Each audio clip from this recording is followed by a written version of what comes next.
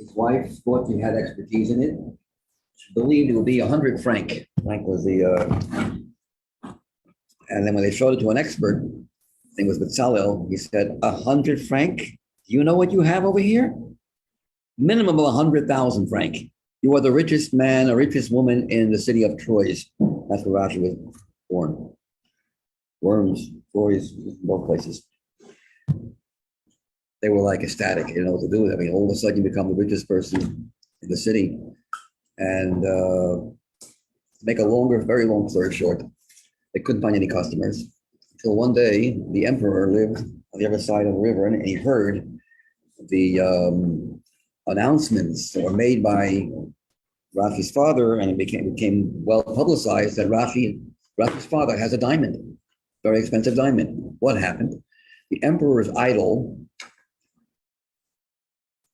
one of the two eyes made from emeralds, fell out or destroyed or was stolen or whatever.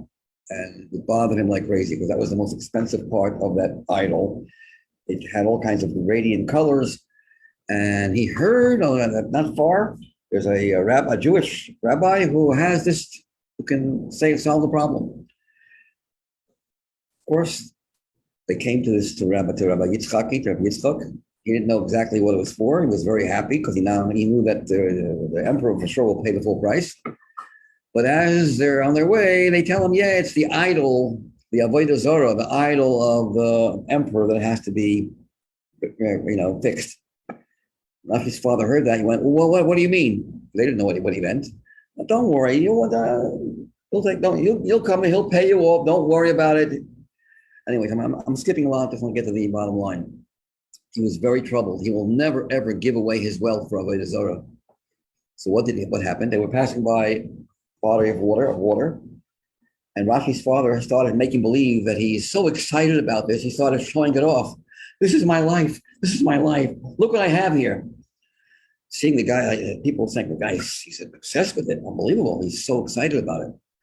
He made believe, as we're standing by the railing of the ship, he made believe that he's falling, and he purposely making believe that it was an accident, dropped the emerald into his 100,000 franc into the ocean.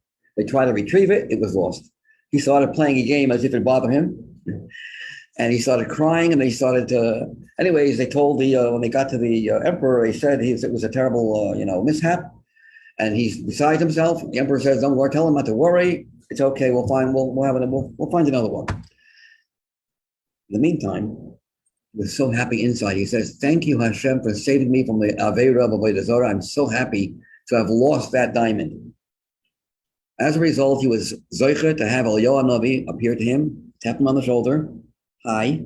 The schus of getting rid of your wealth of life, you'll have another wealth. You'll have a child, a very holy child. That was Rashi. Rashi later on in life, he's an unbelievable person, never forgave himself that he was the exchange of his father's wealth. And he felt like, who am I to be, that because of me, my father should lose all that wealth? He didn't feel good about himself. Rashi, not long, a year later, his wife gave birth, and the Eliyahu Navi told him to call him Shlomo HaMelech. Why not Shlomo HaMelech? Call him Shlomo. Why Shlomo? Because his chachma would resemble the wisdom of King Solomon. So therefore, call Rashi by the name Shlomo. The whole story about the bris. Eliyahu Navi tells Rashi, don't start with the bris until I'm around. I will be the sandik. And the day was going by, people were waiting, people were angry. What are you waiting for? It was a whole crowd of people. Finally, so Rashi's father made a prayer, please, please, please, I'm losing everyone, I'm losing the whole crowd. Please, Eliyahu Navi, you promised me. Then knock on the door, and Eliyahu Navi comes in, he's the sandik, and people don't understand. He looks like a beggar. Why is Rashi giving him his pants so much cover? There's so many Rosh Hashivas there, and only he gets the cover and gets the honor. But that was the story. Then goes the story with Rashi's mother. While she was still pregnant with Rashi, she was walking in a narrow passageway, and a whole bunch of horses were charging towards her, and she was pregnant. She didn't know what to do. She stood against the wall, hopefully, but there wasn't enough room. Miraculously, the wall caved in and allowed her to have a cavity that her life was saved. The schus of Rashi. So her life was saved in the schus of Rashi. Her father lost his wealth, but his mother's life was saved. One last thing I want to mention about Rashi. The wall still has cave, right? Yeah, but still, they still know that wall is. They say they have a. You could see a cavity in the wall, a very strange looking enclave in the wall. The story goes that Rashi. I mean, there's so much to talk about, but I'll shorten it. Rashi was not content with publicizing his commentary on the Chumash and on the Gemara until he knew that no one else could do better. This is on the Chumash especially. He fasted 613 fast days and went into exile around the world to see if anybody wrote a better pirush, a better commentary than him. When he saw there isn't any, he allowed his pirush, his commentary on Rashi to be publicized, to be published.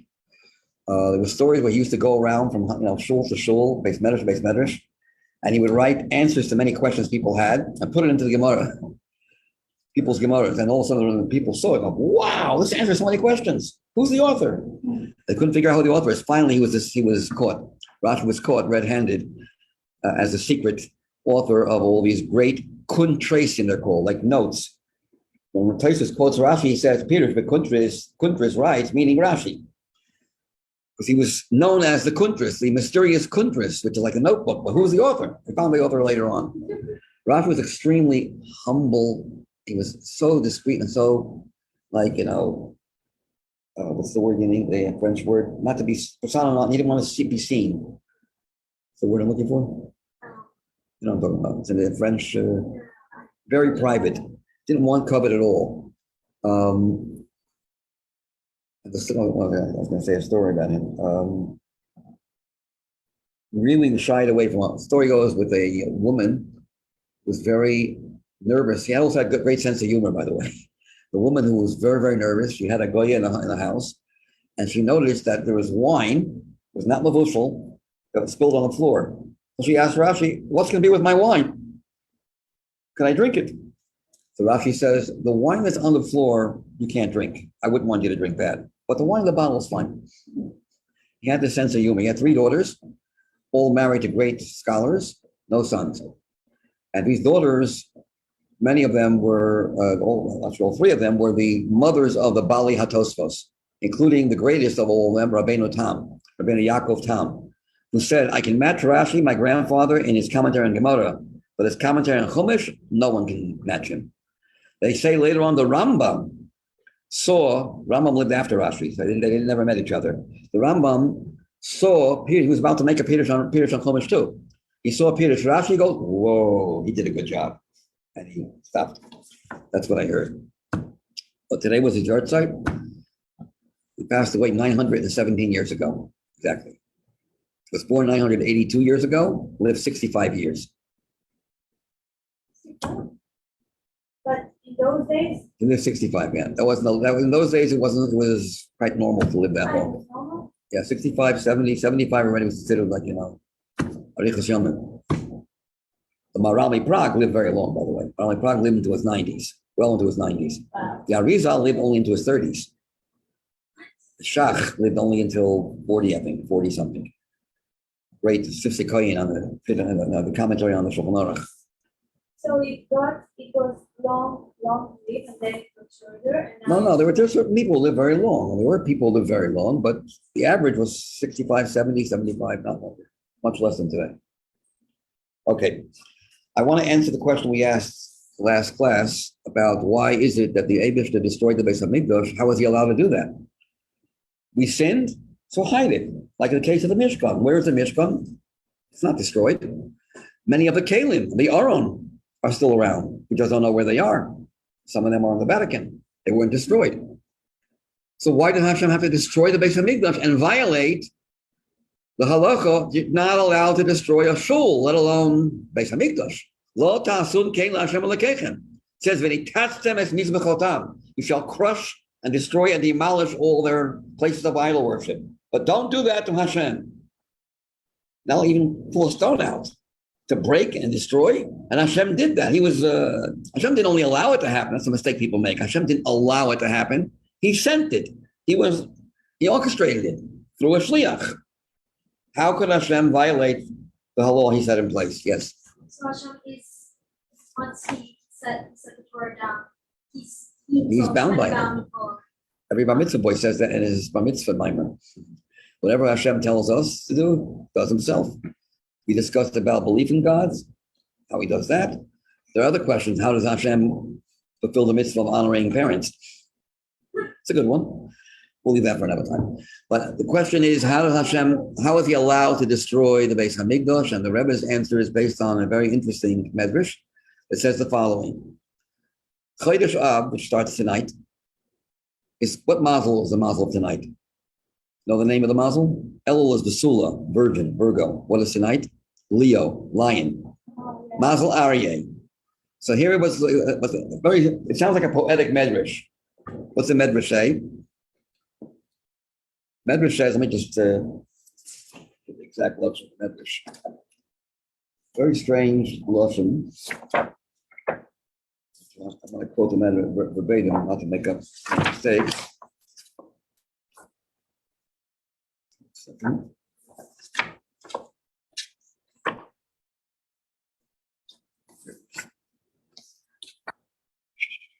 Here it is.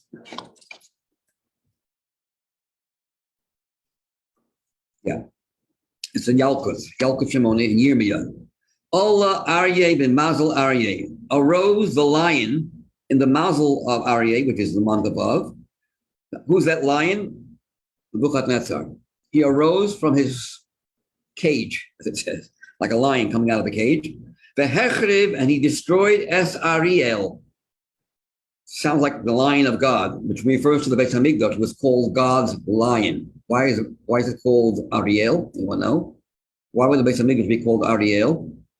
Yes.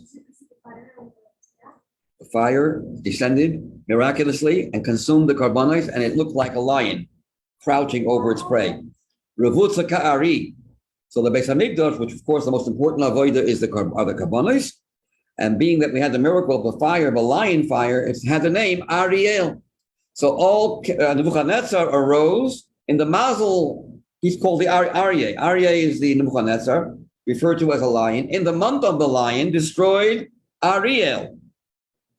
Al-Manas, on the condition, Sheyavoy Aryeh, that Hashem, who's called also a lion, says by Chodesh Elul, whoever hears a lion roaring, would you not be scared? The shofar blowing is like a roar coming from a lion. So Hashem is also metaphorically compared to a lion too.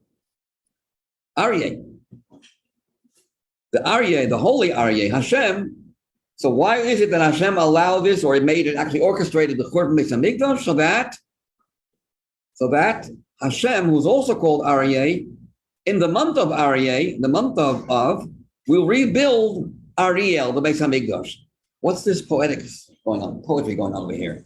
Why could we just use a normal conventional term? Allah Nebuchadnezzar, b'mazel Aryeh, b'mazel Chodesh Av. I mean, why is everyone being called Aryeh over here? We call God Aryeh, we call Nebuchadnezzar Aryeh, we call the Beis Hamikdash Ariel.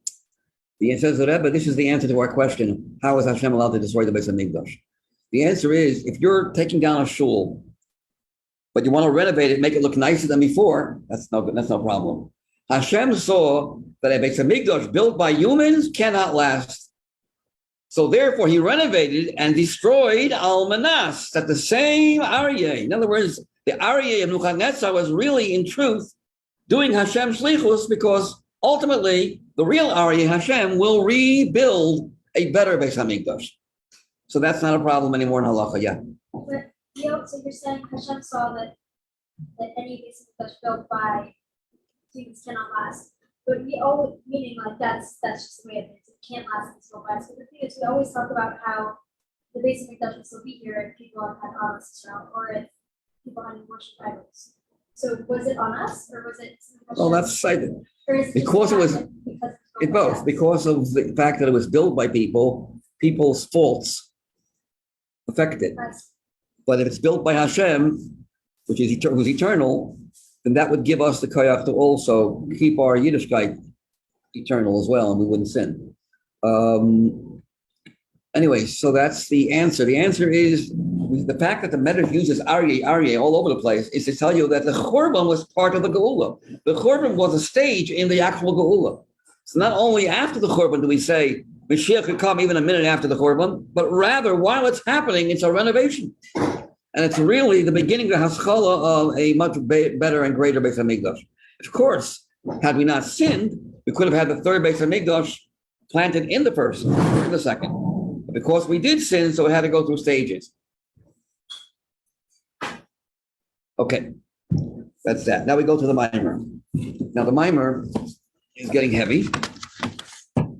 We're talking about the power of speech, and I wanted to go back to last thing we were talking about. We were mentioning that when you speak, after a long thinking, long thoughts, and you finally vocalize the ideas you had in your mind, you are enriched to a different level altogether. And we mentioned length, width, and broadness. And the fourth thing, number one, you expand. You suddenly say, wait a second, this is so rich. With this, I can answer 50 questions that I had and never had any answers. Now I see it's not just this, there are ramifications. I could extract one thing from another. Mevin davar mitoch davar. And you keep on going and going and going like an endless expansion. Then there's orech. I could explain this to a child. I have such a command of the subject. I could see it on so many different levels.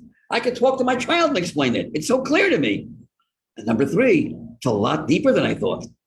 It's much more profound and subtle than what I thought it was. This is a very, very deep idea.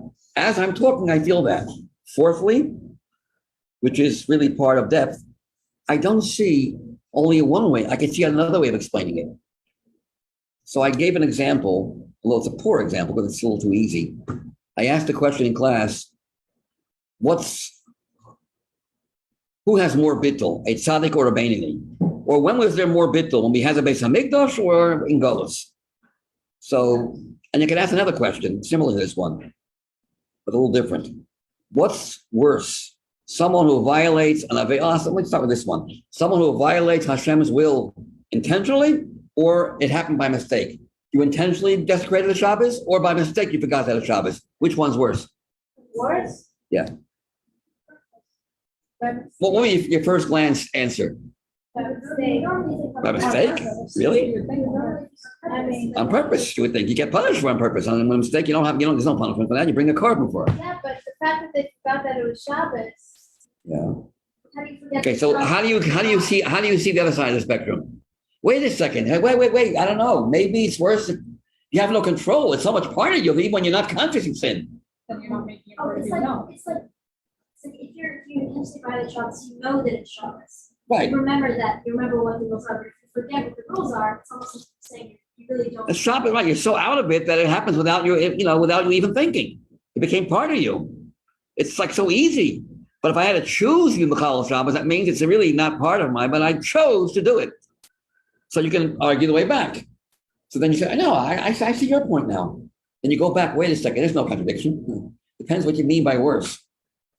If you're talking about where are you more to blame, where are you more rebellious towards God, intentional. Where is it more part of you? That sense of worse. So there's no contradiction. In fact, not only is there no contradiction, you really can say they complement each other.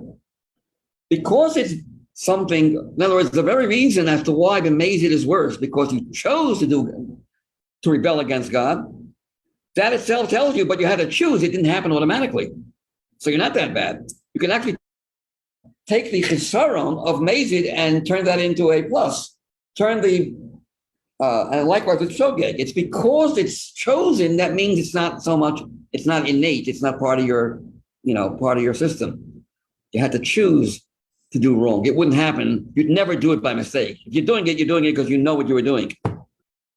Likewise with tzaddik and beinoni. Who has more bittul?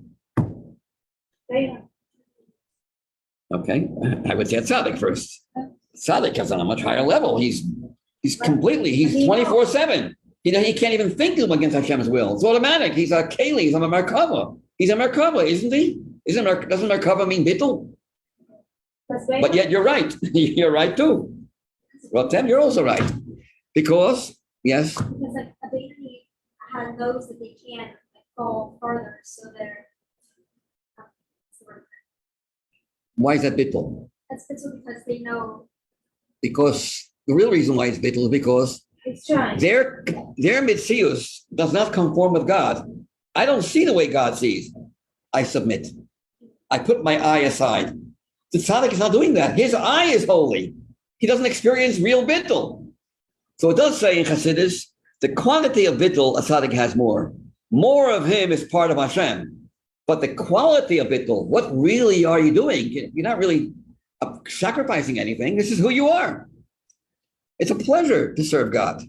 I'm not nullifying myself. This is part of being myself, part of being Jewish. It's a machayah. A Beinani and someone who's not even a Beinani has to go through a struggle. So which one's right? They're both right. Depends what you're referring to. Why am I giving this example? Because often it happens that when you're thinking before you speak, you see one way. Tzaddik is higher, or the Beinani is higher. And then when you start speaking, wait a second. Ani achol gam lahavin derech hasheni. I can also see the other way. And then I can see how these two ways are not contradictory. I can even see how they're actually complementary. I'm just giving an example. I want you to sense an example of how Dibur can, what do we mean by seeing? You see it in a different way, in a different light. The same idea, but the same question, but you could come to a different conclusion. Okay. So I'm on page 30.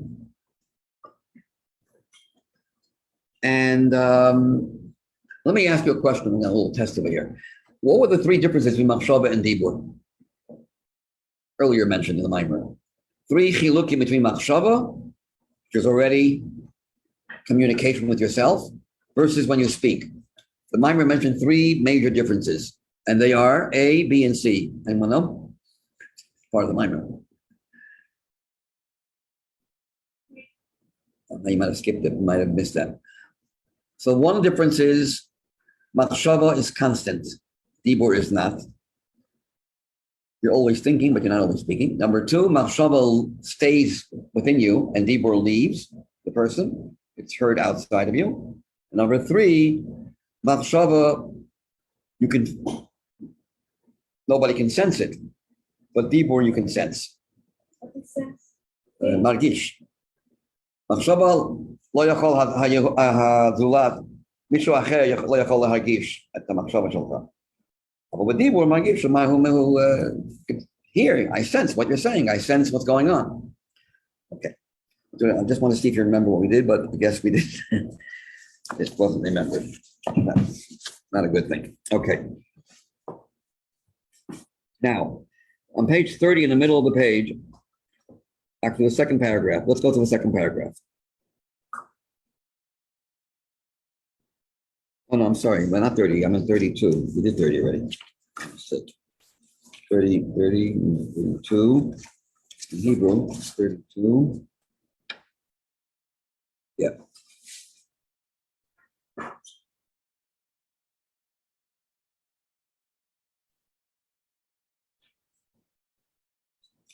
Yeah, we're up to the third paragraph on page 32. We actually did this, but I'll do it again. This is also, so what we see here is that when you speak, there's a new influx of clarity, a new influx of depth. Orech is clarity, clear. You can give mishalim to even people that are very limited in their intelligence. You can expand, that's rochev, and you could also go deeper, look at it deeper. Then he says something else. This is also the reason why it's so important to, when you learn, not just to learn quietly, like many people just read books and read. You have to, just like davening, you have to vocalize the words that you're learning. It's very important. You don't make a bracha, by the way. Those who make a bracha in the morning before learning, bracha bria bechos haTorah, you can't make that bracha if you're not going to speak. If you're not going to utter the words, just think those words, you don't make the bracha. So although there is an inyan, there is an idea of learning Torah in your thoughts, knowing, Because you are knowing, you're learning Hashem's Chachma, but there's a special mitzvah of verbalizing. Why is it so important to verbalize? Why is it so important to bring it a dibur? What's wrong with just thinking for yourself? So he says like this in the third paragraph. This is the reason why Torah learning should be verbalized. This is why one must study Torah. Oh, should I give it out? So,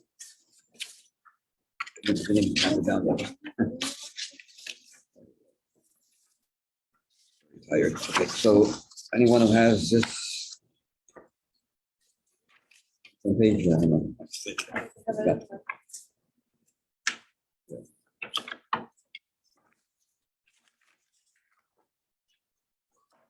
no.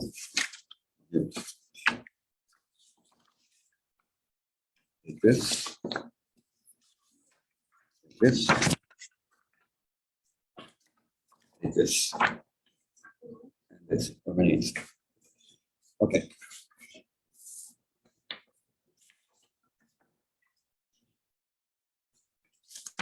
Back again to the Mamar, 32.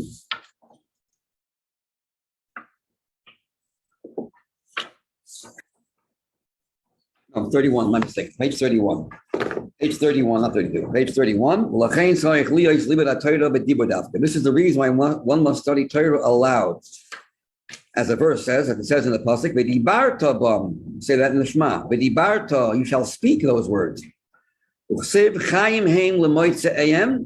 Life is to those that discover Torah, but don't read discover, motzi, but motzi ahem, motzi, to bring out, to extract.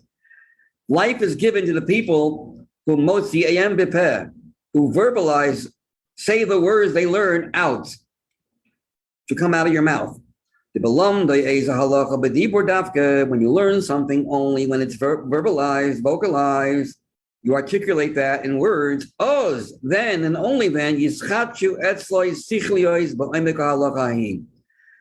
will he develop new insights into the depth of that halacha, insights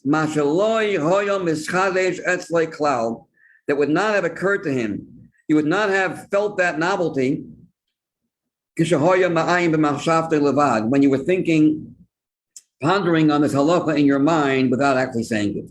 So we find that in Torah also, not just in regular intellectual study, but in Torah study, it's very important to speak out the words. And the reason is going to be because of the power of Dibur. We want to empower your learning of Torah with the great energy and resources that the speech has, which we'll learn later on in the Mamar what it is.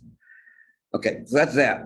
The Chain says also, we did this too, but we're going to do that again. The problem is with Dibur Dafke, when it comes to Dibur only, we also find that speech will cause the idea to take on various forms that it does not possess when it first emerges from Koyach HaMaskil. Unlike the initial flow of intellect coming from a source called Koyach HaMaskil, the Koyach that gives you these thoughts. Which comes to thought, and when that happens, even if you're ready to speak, but you haven't spoken yet, it comes with limitations. You can only see it one way. But afterwards, when you finally speak it out, you are able to comprehend the same idea in a whole bunch of different ways. Like the example we just gave with Tzaddik and Beinani, Baal Tshuva versus Tzaddik, Mezid versus Shogeg. You can see it one way, you can see it a different way. The last two words on the page. And you're also able to join together and connect. Page 32. You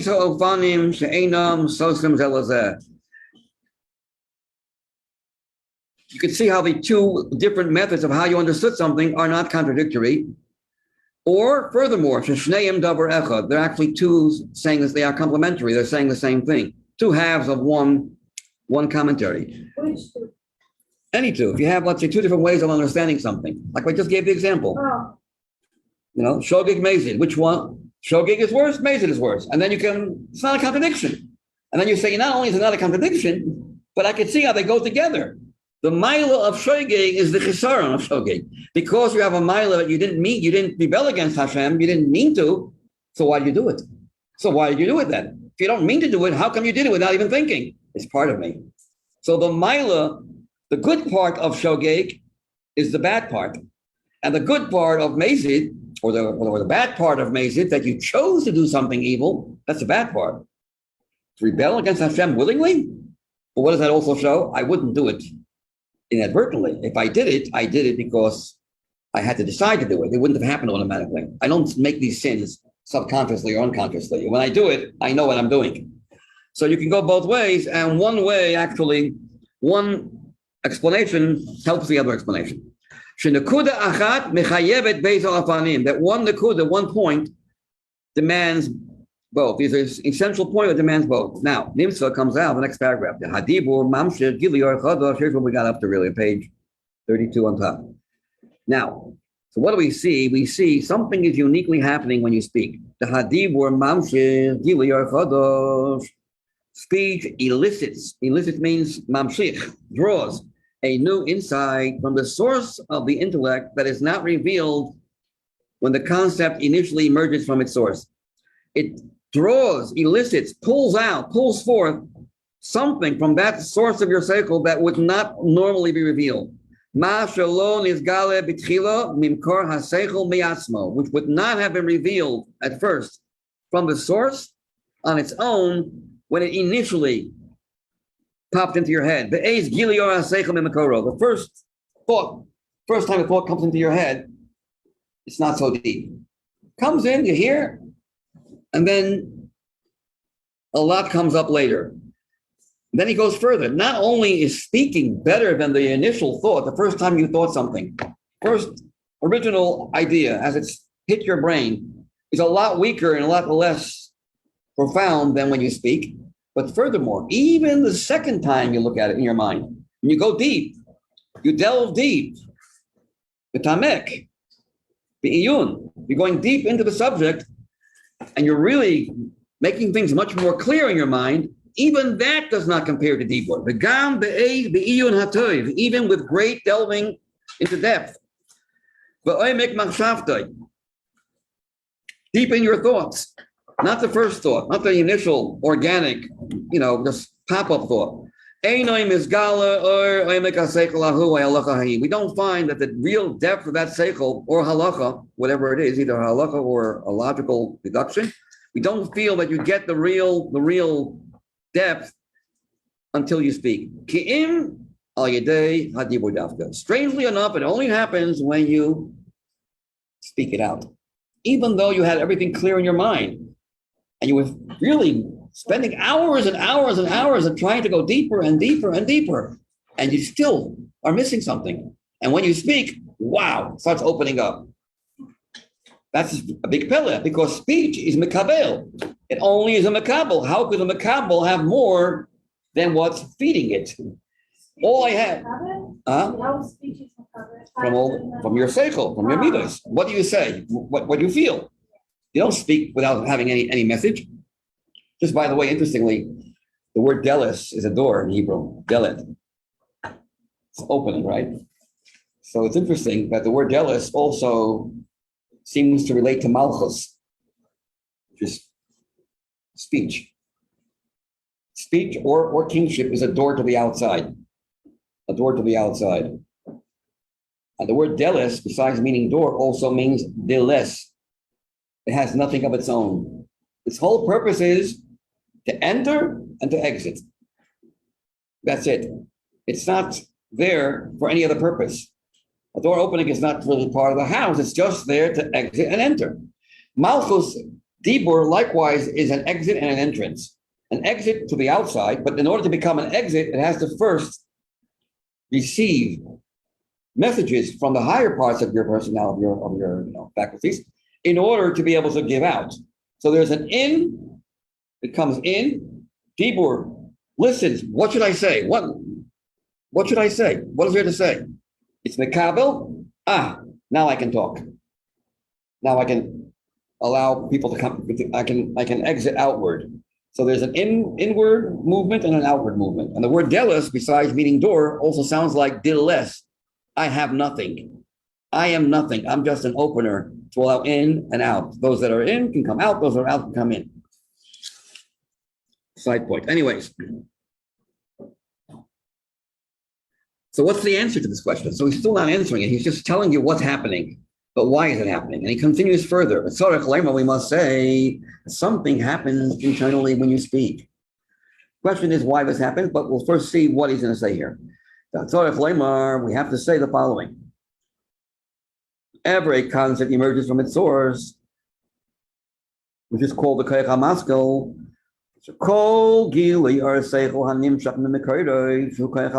Any type of revelation of intelligence that is drawn from its source, which is the Koyach HaMaskil. What is revealed? Efes kotsehu. Interesting word. If you know Hebrew, it might not help you. Efes, what's it? Efes? 0. Kotsehu? The edge. That which borders nothing. The closest number to 0. A tiny fraction. How much of your Koyach HaMaskil is revealed when you don't speak? Karov le'efes. Efes kotsehu. Masha karov le'efes. Efes kotsehu. Efes is its border. Kotsehu means a border. It's a way of saying close to nothing. Close to nothing. Karov le'efes. But you speak about when we only learn. When you're learning, you understand. But relative to how much there is in your koyach to understand, it's very, very small, very, very small amount. You don't draw that much. We'll soon see later on when there's questions that are asked. People ask you questions, it's a little bit different. But when you just learn for yourself, you study, even if you go deep, you're getting a small fragment, a fraction of your koyach HaMaskil. It doesn't come out very much. You're not squeezing, you're not getting the best of it. That's what he says here. Like efes kotseil bilvad. As well known, the what could normally be revealed from the Koyach HaMaskil, b'derech or yashar. There's or yashar and there's or choser. Concept in Chassidus. Or yashar means a natural flow that's not coming from any force from the outside. It's given examples in Chassidus in a lot of places. You'll see the footnote. He explains it, what it means, an analogy. Or yashar means a straightforward hashpah, that which is very straight. Yashar means straight, without any kind of, just like when you throw something, you throw just a havdon, and when you throw an object, so it has speed. When it rebounds, when it hits an obstacle, hits an object, and it bounces off, so there's more momentum than when it's going its a regular direction. We say Bali Tshuva or Choser, the Tshuva, they're coming back with much more momentum, much more of a fire to Hashem than a tzaddik who's yashar. Everything is straight and smooth, flows naturally. The yashar means a natural flow. Choser means when something is trying to rise out of its limits and going back, breaking out of a shell and going back to find something deeper. I don't want to receive from my mashpia just what you're giving. I don't want to remain a makabel. I want to grow. I want to rise out of myself and get close to the real understanding of the mashpia. I want to be choser. I'm not happy with what I'm getting. Or yashar. If you look into the footnote, you'll see footnote 63. He explains it. He says there are two primary modes in which energy can reach its intended recipients. A, the energy is radiating downward from the source to the recipient. However, in order for the recipient to absorb it, the energy must be reduced to a level where it can be assimilated. A teacher can't just give it out, and he has to lower it, and modify it, make it feasible, make it acceptable to the student. So the student gets only a drop. This is how when things go lamata, they get lower, less and less and less and less. But then there is the hunger of the makabel of the student, as he says later on, who wants to rebound and wants to get to the core of his teacher, to get to the depth of what the teacher is saying. He's not happy with all this simsumim, all these, explanations and bringing it down to my level. I don't want to be in that level. Only true verse. Tzaddikim, you have a lot of examples. So likewise, the Koach HaMaskil has a natural tendency of just letting out lets out some energy which gives you seichel, but it doesn't give you that much. It's reduced, it's just a small amount. You want to get from the real Koach HaMaskil, you got to do something about that. You can't just sit back. Something has to happen to squeeze the real innate energy of the Koach HaMaskil. To get the best of it, to get the real inner resources of it, it won't work. Get the internal part of the Koach HaMaskil. For that, you have to need a force. And speech is one of the forces that compels the Koach HaMaskil, the Koach that makes you smart, to give out its best. Question is why it does that, but we'll see later. But we see something's going on. The Koach that makes you smart, that introduces ideas into your mind, doesn't give out all of itself. Let's see it in the English here. Whenever a concept emerges from its source, i.e., the Koach HaMaskil, only a fraction of the intellect is revealed. This is because when a thought is born from the Koach HaMaskil in an uncompelled and direct way, just direct, there's nothing forcing it, only an external aspect of the Koach HaMaskil is revealed. Indeed, this is all that can be revealed in such a way.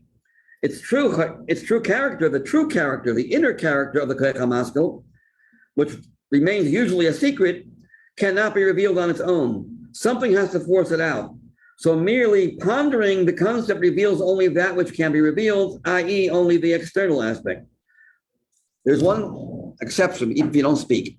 You hear questions, you say something, and students start asking questions and throw you off. Those questions are like a blockage.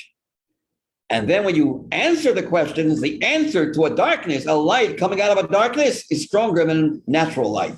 So when I throw you off and I ask a question, a monkey wrench, I destroy your whole theory.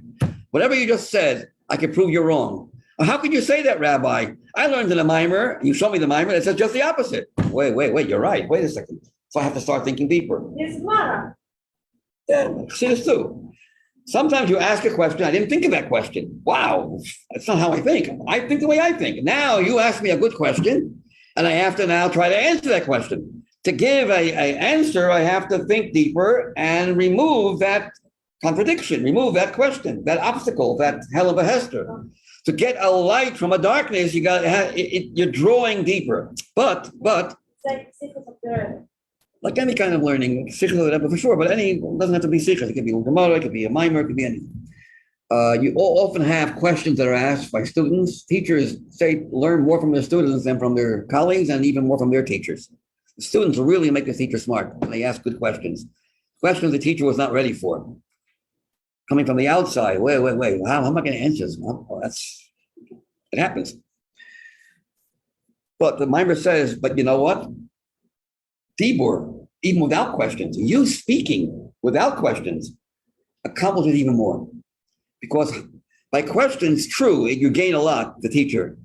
But your gain is based and measured according to the level of the question, how good the question was. Dibur, on the other hand, speech, has unlimited resources, unlimited energy. It can draw from the essence of the Koach HaMaskil, which when that is revealed, everything opens up. New channels are opened up. You transcend yourself. It's like you go beyond who you are. You can't even believe, is that me? Or is this coming from a Leo Anavi or some other kind of, how did I get this idea? Where is it coming from? Zaloshali. It's not from me. Did I ever tell you the story about the someone said it?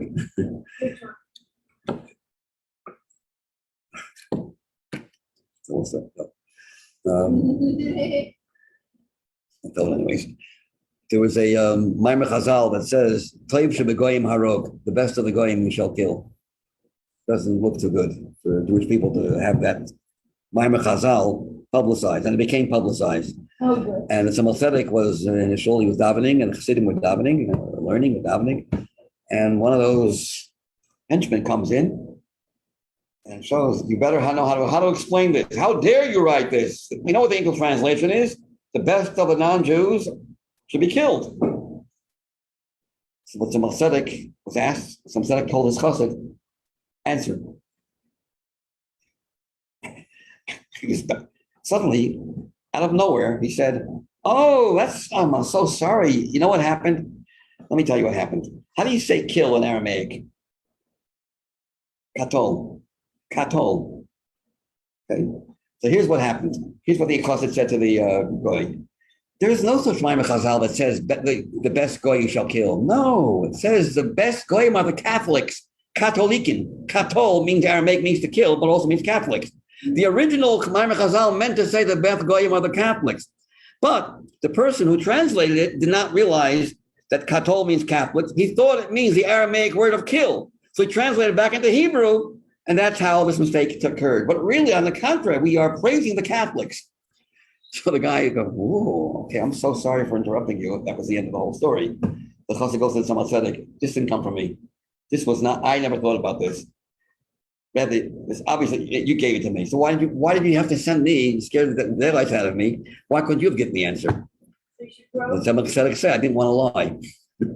So I sent you to be. I didn't want to lie. I didn't know so I sent you to say the sheker. I'll just give you an example. So here's where does this come from? It's not from me. When you speak, sometimes you feel an influx of ideas that are much deeper. The real, true character of your koyach hamaskil seems to explode. And in all directions, expansiveness, looseness, clarity, depth, different ways of looking at things, combining them, uniting them, all of a sudden you're a different person. People have limits. I mentioned people have limits. Even if you really draw quite a bit from your energy that introduces ideas to you, not everyone is successful in every subject. There are people that love math, people that hate math, people that love secular studies, and they're not good in Torah learning. Then there's Nigla and Chassidus, and then there's all kinds of, that is a result of the koyach hamaskil of every person has its limits. But if you draw deeper into the essence of the koyach hamaskil, the source of that energy, then you find yourself unlimited, and you don't feel that you don't feel it's coming from you. You feel like it's a gift from the outside, but it's you. It's the real you. The question is, why does Deborah accomplish this? We know that this is what must be happening, but why in the world would Deborah accomplish this? That's still not answered. So look at the parentheses here. The only way you can get something nurse from that deeper inner character of the koyach hamaskil to a certain extent, only to a certain extent, is through or chozer, is through questions, extracting a light from the dark. Imloy al yedei kushiyos, unless it comes through questions, not questions, but problematic questions. How old are you is not a kasha, it's a question, it's a shaila.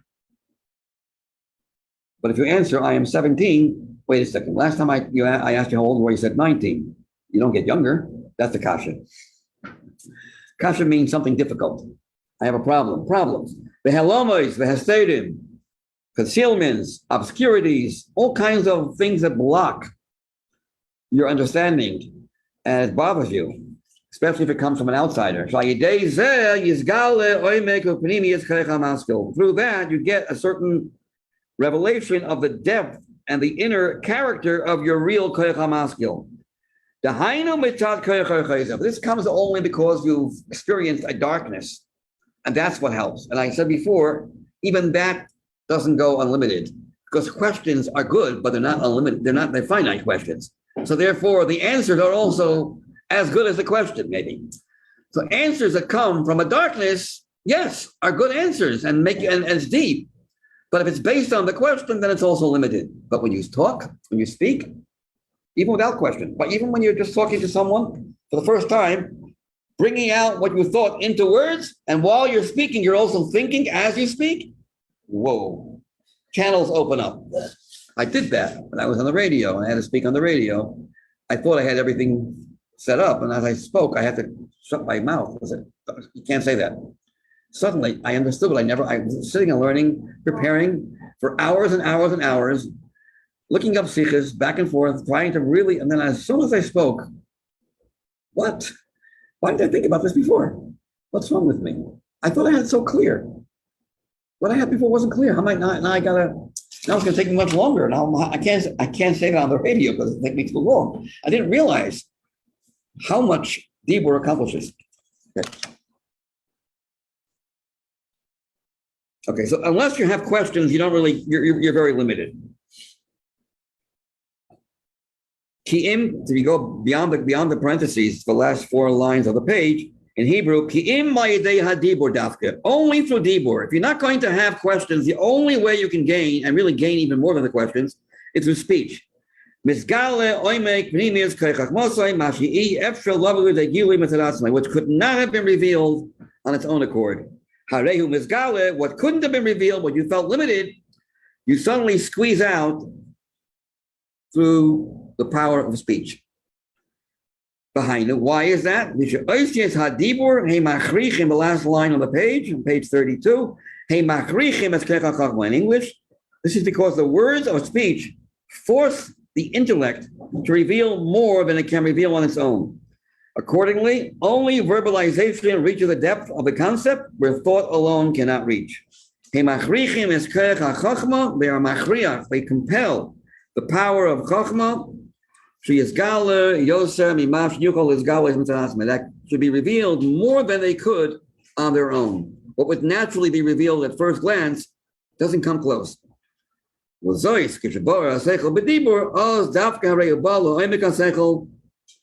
he's repeating, therefore, when you speak, you reach the depth of the idea which you could not have reached prior to the speaking when you were delving deep in your thoughts. What's the reason behind the because since dibur causes you to see something much deeper, you see it and with so much depth, is why you can see it on so many different levels, and you can join them all together. The depth, the true depth of an intelligent idea is really not limited. It's unlimited. Let's go to the next paragraph. I wanted to skip to the next part. That's all in intellect. What about emotions? So now he's going to discuss emotions. I am angry. I am afraid. I am loving. Any one of those emotions, but you're still thinking about it. And then suddenly, for the first time, you verbalize your feelings. Something happens, much deeper. So it's not only a seichel issue, it's also in other issues of your life. With midos, we find the same thing. Kashem, Shabbat Seichel, just like in Seichel, Mitoisif Ayidei Adibur Kanal. The ability of a speech appears in the realm of emotions as well. For instance, when one speaks words of love in Hebrew, when you speak words of love, Al Derech Moshe by way of example, Shahadibur, when you speak, the words you're saying are receiving its flow, its nurture from your heart. As he says in the English here, when one speaks words of love, which means that the speech is being informed by the soul's attribute of love, you're telling your power of speech what to say. We see that the speaking intensifies the love. The love gets much stronger. Not just, a little, it's a different kind of love altogether. This is because speaking of the love causes it to illuminate intensely in the person. You're drawing from a certain part of your neshama, and when that spills out, every experience you have in life intensifies. So your emotions are no longer limited. It's an unlimited force of love. This is because speaking of the love causes it to illuminate intensely within the person, who then grows very passionate with love and affection for the object of his love. You become very excited about what you love, about what you're loving. Two things. The love is deeper, more meaningful. A child's love is very, very superficial. Might be more intense. I want a lollipop. An adult's love is much deeper, not as intense. Here you have both. It's deeper, more profound, sophisticated love, and more intense. You have both mindless. More passionate, there's more of a surge of energy, yet it's also deeper. Why are you loving? What's the reason for your love? What's the basis based on? Before you spoke, it was based on something superficial. Now it's much deeper. I don't know if you've experienced this. That's what it's saying here. The same with gvura, kas, anger, or fear. Likewise, if you verbalize your anger, it will get you more angry and explosively. It'll be anger on a different level. you'll have much more reasons to be angry. It'll be a deeper anger, and it will drive you nuts. It'll get you much more. It will get you throw you out of your box. It will frustrate you. So two things: a deeper anger, and it will also affect you deeper. Not always do they go together. Deeper usually works the other way around. An adult is much deeper, but less intense than a child. Here you have both qualities. When it comes to gevura, gevura can mean many things. It can be anger, it can be fear. Through speaking about your anger, it adds a new dimension of passion and anger, passionate anger, and rage, much more immense, much more intense than before. There's a sefer called Reifus Chachma, a very important sefer, that says the following: you want to have a good advice what to do with your anger, keep quiet. Hold yourself back. Don't express it into words. Leave it without verbalizing it. What's a sgula? He says a sgula, an antidote in English to anger. When you're angry, you should not be speaking of the anger at that time. Speak about something else, maybe. That would be a good idea. Change the subject. But don't speak about the anger and tell people why you're so angry. Do you know what this guy did to me? I actually saw that on a video. Okay. Wasn't too much of a chacham. Someone said something, a little embarrassing to him. And he says, you know who I am? I'm a gadol. He said he called himself a gadol. You know what a gadol is? A great person. And then when that person forced him to say some more about himself, the guy started getting enraged and he used foul language. The so-called gadol using foul language. So it affects the person very deeply. A new dimension of anger and passion is revealed. A deeper anger, and it also affects you deeper. When you don't speak, to the contrary, you know what happens? It dissipates, it dies down. It gets quiet, pacified, calmed. You forget it. It gets less and less and less until you forget about it altogether. Mishtakech, not shikha. Mishtakech means it gets quiet. Now, let's go finish the next few lines. This truth is not just with ava and anger, love and anger and fear. There are other emotions that we have. Passion, rachmanis, feeling compassion towards another person. Oh, what a rachmanis. You start speaking about it, it grows. Likewise, perseverance, netzach. Like you don't feel like doing something, but you know you must do it. And you tell yourself, you must do it. Otherwise, you're going to falter. And you start speaking, you get your netzach also grows. And it's true with all the midos that we have. If you don't bring it out, you don't speak, you leave it in your mind. If they're not verbalized, their excitement will gradually dissipate until they vanish entirely. Until they vanish entirely. And the opposite is true, because when you start speaking, they become more and expand. More, I guess it means you find more reasons to be angry, and the feeling is also more intense. So deeper anger, and there's more reasons to be angry. So quantity and quality. Misravim could be quantity. You find more reasons to be angry. And the anger itself, the feeling of the anger also is more powerful, more broad. Then he goes to davening. But before we get to the davening, the question can be asked, and this question was asked when I was learning in yeshiva by Rabbi Tzibel. He asked the question, but we do see the other way around often. When a person is like something, you're busting inside the seams, and you have to let it out. We see that when you do speak out your problems, it relieves you. We see speech sometimes relieves, doesn't always intensify feelings, it sometimes causes you to get more calm. So he said it depends what's going on. It depends. Use the words chesed and gvura. Depends what kind of emotions you're talking about.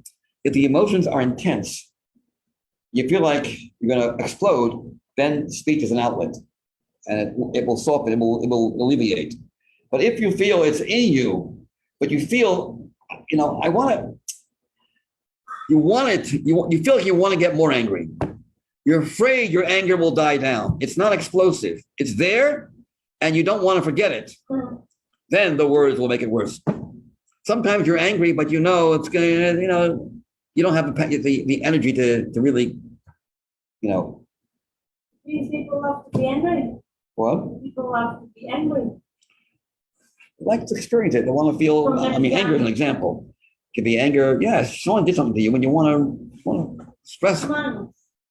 No, I'm saying sometimes a person wants to express, how dare, why am I such a little nebuchadnezzar, a little nerd? This guy did this to me and I'm just letting it happen. Why am I not angry? And you start thinking, that's the kind of anger that if you start speaking, it'll make it worse. But if the anger is so intense and you're going crazy and you're knocking your head on the wall, trying to stop, you're breaking things. So that will calm you down. And likewise speech, because you're already busting through the seams. We're talking about an anger that's not that way, where it's dying down. You feel like you want to intensify it. You're afraid it's going to die down. You want to express yourself. How dare? What about my integrity? But you're a little wimp, so sometimes you just don't have the strength to feel that way. So then when you speak, it'll grow. It depends on what kind of emotion it is, what type of emotion. What we do see that speech does intensify. The next part of the Mamar goes into davening. Not only can we have an intellectual experience that's much greater when you speak, or an emotional experience, but also a divine experience. You can feel godliness in a brand new thing. Well, this only affects, down-to-earth things like Sefer Hamikdosh. But godliness can also be triggered through speech. That's an interesting finish. Yes, my dear. When you daven, you might have had all the meditation, and you're thinking, you're trying to infuse that into your davening. When you actually have all those thoughts and you put it into words, the words carry you to a place you could never go before. You could never reach that level. Much deeper level of divine inspiration, and it also affects you in a much more powerful way. That's coming next. I'll leave that for next time. Okay. Tonight is also the first siyum. Every night in 770, there's a siyum of a masechta. In order, going on after Meir, so around 4 to 10. That's where I'm going after Meir. We're going to someone's going to say a siyum, masechta. Every night, no? Every night, including until Chamisha Avav, till the 15th of Av, first 15 days. No, that's not what we do. It's not. I mean, you could up begin, but we don't. On a Thursday, one of my friends had a baby boy. How long do we have a schus of having you here? A week. 1 week? But then it's Tuesday or Thursday? How long is that? Thursday. I'm leaving after the teacher. We're going with you. We're going with you. Amen.